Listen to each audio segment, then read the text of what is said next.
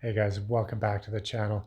My apologies, I haven't been making as many videos these days because life got a little crazy. And I'd actually like to share a bit of news with you before I get into today's video. I recently became married. I've married just a phenomenal woman. I'm so blessed and fortunate that this blessing came to me later in life like it did. And it finally happened. I met the woman of my dreams. So I've been very busy with getting married, and we went on our honeymoon and all kinds of stuff, and just really settling into this new situation. So it's just been fantastic, and I've really been putting my energy into that. So I haven't had as much time to be making these videos and sharing my thoughts with you guys, but nonetheless, things have been very interesting the last while. Things are really heating up on the global scale. We have all kinds of stuff happening in the world today that I find just fascinating. Some things terrifying, and other things are very inspirational, and I think offer a lot of hope moving forward.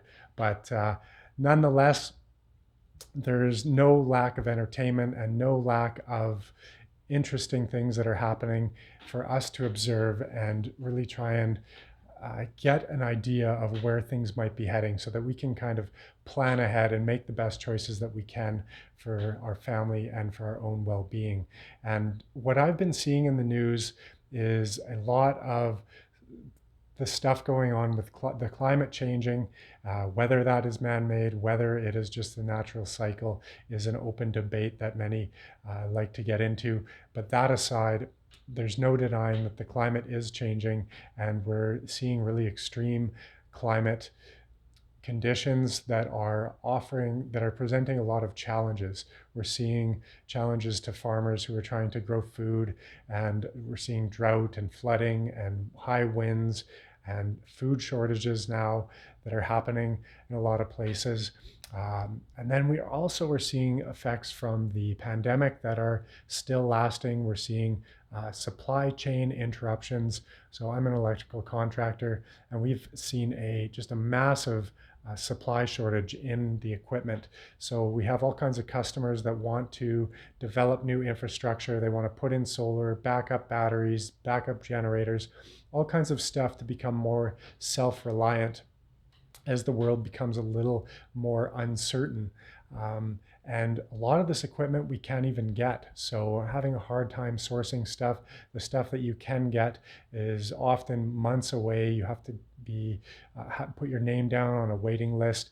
And so it's really an interesting time. We're seeing global shortages in semiconductor, chip shortage. So that chips nowadays are in everything from your smartphone to your vehicles, and in all of our electronics.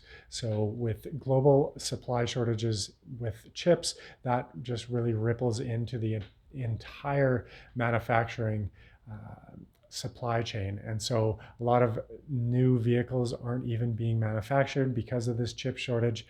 And that's just naming one of the areas that we're seeing this, but we're seeing it with food, with my own industry that I can speak for, with electrical equipment, but people all over are mentioning the same thing. And a lot of it was from the pandemic and different factors that came into play there. But really what this is telling us is that it pays to be a little more prepared moving forward. It pays to really understand your needs, see what is really important to you, what you actually need, what is important for your own survival and well-being. Things like food and shelter and clean water, and ways to refrigerate and store your food, and ways to grow your own food. Stuff like that is all very important when we see these interruptions in the supply chain.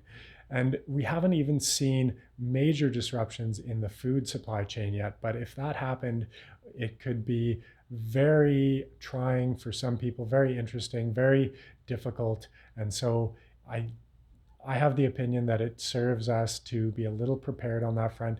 I don't want to be a paranoid prepper and have a bomb shelter that's fully stocked up. I mean, in all honesty, that wouldn't be so bad. But I think it does serve us to have a little bit of food tucked away and have a way that we can grow our own food, because even if nothing happens and we can always go to the grocery store and get our food there, we still have the issue of rising food costs at the moment. Food's become very expensive. So Me and my wife, we grow all our own food. Well, not all our own food, but we've been buying very little. We just buy our protein, and we haven't bought groceries in about a month now. Everything's coming out of our garden, and we just rent at the moment. So, you know, for a lot of people, if you're able to find a rental that has a little bit of a yard, we just ripped up the grass and we planted a bunch of vegetables.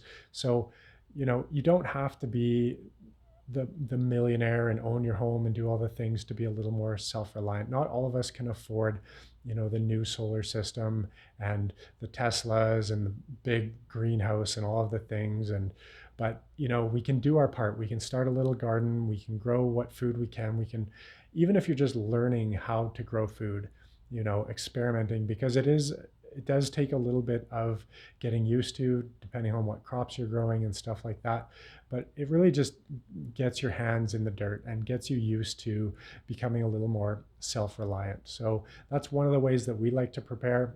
And it feels great just to be eating healthy food out of our garden that's organically grown. We know it's not full of pesticides. And the other benefit is we don't have to get in the car and drive down to the supermarket and, go in these places where there's so many people and pay just wild prices at the moment. Prices on food have been going crazy.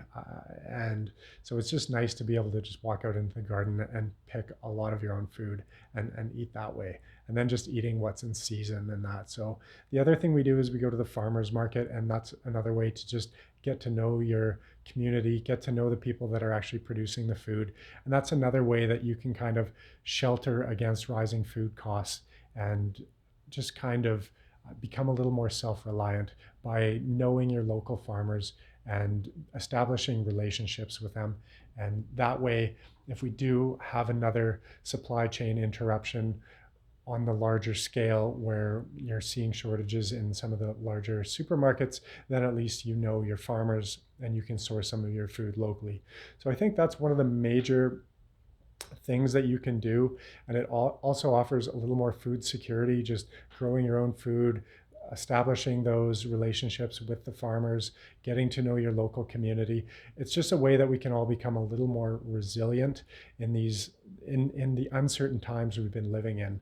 And I think that is a huge key in moving forward, is to become a little more localized and really keep our money local.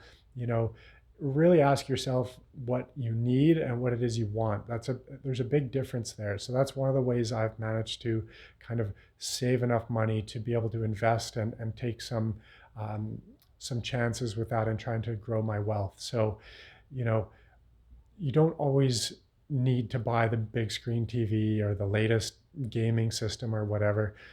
I haven't owned a TV in probably 25 years, and I do watch movies on my laptop or whatever, but I don't need big screen TV. I don't need all of the newest stuff. So I really keep it down to what it is I actually need, not what I want. And there's a big distinction there. So often what happens is when you're buying stuff that you want and you're just impulse shopping, you're buying stuff from overseas, and all of that money is going out of the country and into another country. And that's really why we're seeing the rise of China and the fall of America in some sense, where America exported all of their manufacturing jobs, or the large majority of them, and now all of the innovation is happening in China, and China is coming up. And here in Canada, we're seeing a lot of the property bubble that's been created is from foreign money that's coming in, because the money is being created in other countries now, and that's because of the choices that we're making on a consumer level. So that is really the most powerful thing you can do, in my opinion, is vote with your dollar. Vote by buying products you want to see more of. Vote by supporting companies and businesses and individuals that you want to see flourish, you want to see more of, and by buying local and keeping that money in your own community. And that way it's a closed loop, because then it lifts the people up in your own community, and then they have more money to support you and your business and stuff like that. So that, in my opinion, is a large part of the solution. And it also offers more resilience when you are buying stuff local and really supporting that network, because if we lose the small businesses and that, we really leave ourselves in a vulnerable spot. So those are just some of my thoughts about what's going on today and ways we can kind of help shelter ourselves against the uncertainty moving forward. Another thing is water filtration. You know, people often just stock all kinds of bottled water, but one thing to notice is check the ingredients on bottled water. Often nowadays it has fluoride in it, which is not a good thing. It's something you want to avoid. You can do your own research on that, but really check, make sure there's no fluoride. And I don't like drinking water out of plastic, so we use a Berkey water filter, and we filter all our water on site. And right now we're on city water, but we still like to filter it because we want to get the chlorine out. We want to have the purest water we can. So that's another way. So growing clean food, not without pesticides and fertilizers, and we filter our water and stuff like that to really keep your body healthy and clean from chemicals. And then getting exercise, getting sunlight, you know, getting outside, turning off all of these, the synthetic light sources. So LED, just horrible for your health. All of our screens now are LED, all of the light bulbs are LED. And so we're just getting so much blue light exposure, and it's really not healthy for our mitochondria and our bodies altogether. So these are just ways you can kind of protect yourself, protect your body, create a little more healthy environment for your body and for your mind. Shutting off social media, or being selective with what content you consume and what you're allowing to come into your mind. So, you know, shutting off the news and all that. You'd be surprised how beautiful the world seems just by shutting off the news and by not reading all of the negative information that you're constantly bombarded with. So these are some of the ways that we like to stay healthy, keep our minds healthy, keep a healthy state of mind, and really create a little more resilience in our life. And all of those things are stuff that we were able to do with very little money. So you don't need to be well off to do this stuff. Another thing is also we really like to read. So just, you know, always be reading new stuff, expanding your mind, considering new ideas. And that way you can just never be too sure of yourself, because once you start being certain of your ideas and that, and you close down to other ideas, you're really you're closing yourself down to other opportunity or other ways of thinking. And it really is a way that it hinders your own personal development and that. So those are just some of the ways that you can create a better life for yourself and flourish and be healthy and happy. And I hope you guys enjoyed that video. If you haven't already, subscribe to the channel, hit like on the video. I often make videos like this, so go back over some of my other videos, and hopefully you guys found that a little inspirational, and that offers you guys some ways that you can be a little more resilient in your own lives. Take care. I'll see you in the next one.